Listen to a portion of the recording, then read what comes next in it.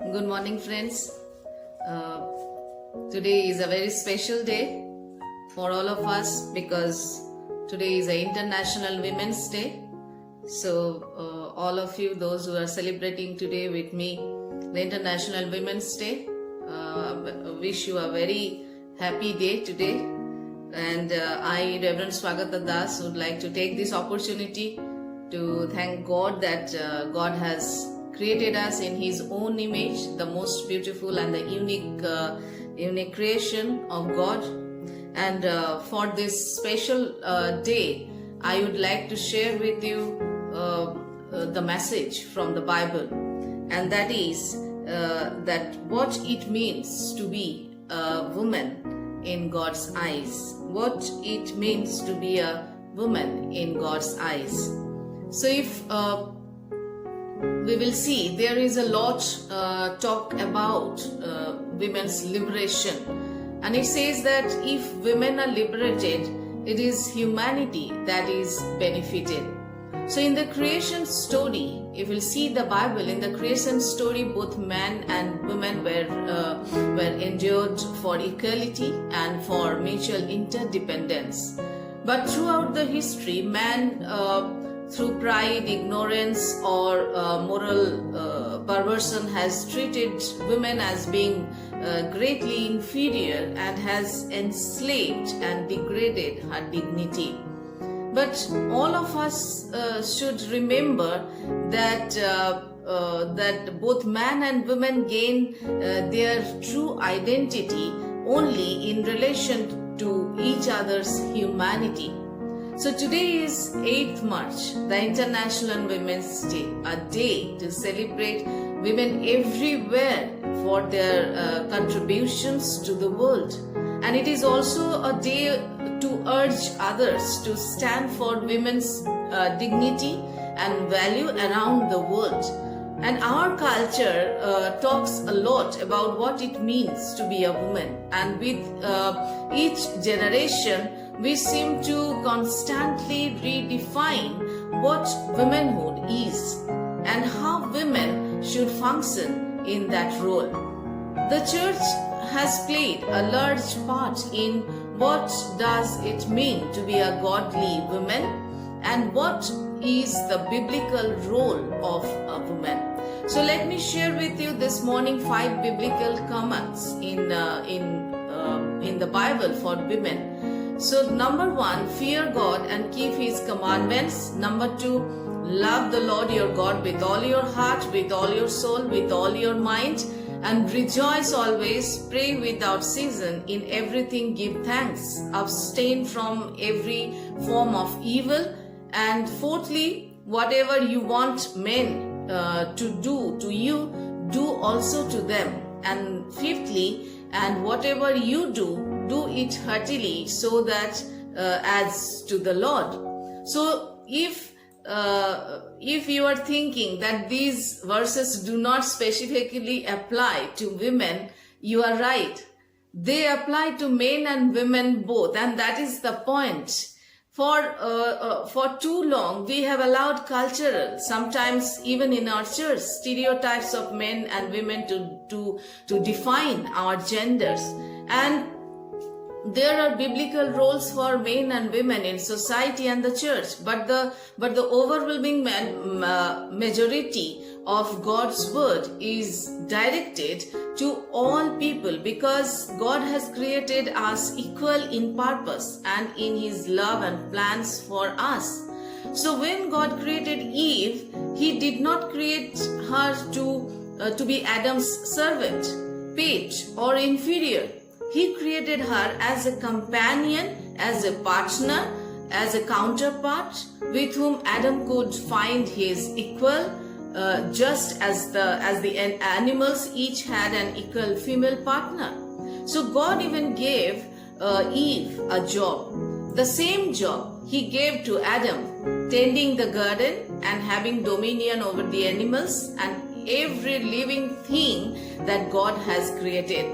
So although history reveals the oppression of women, this was not God's perfect plan.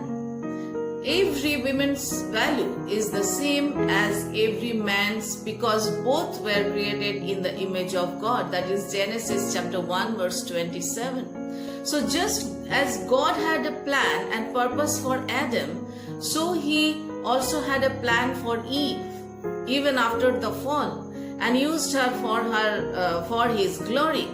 So in the Bible, if you'll see carefully, we see many women whom God used for his glory.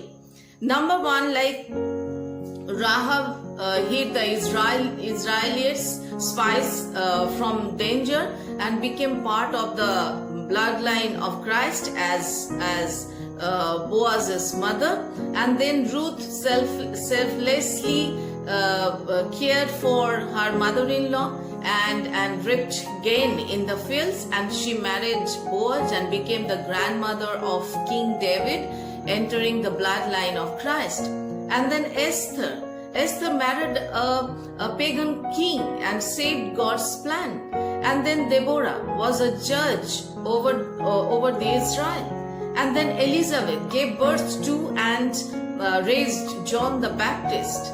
And more beautiful and the special lady is Mary, was chosen by God to bear and be an earthly mother to his son. And then Martha and Mary, both of them were two of them were Jesus's closest friends. And then Tabitha was known for her good works and was raised from the dead.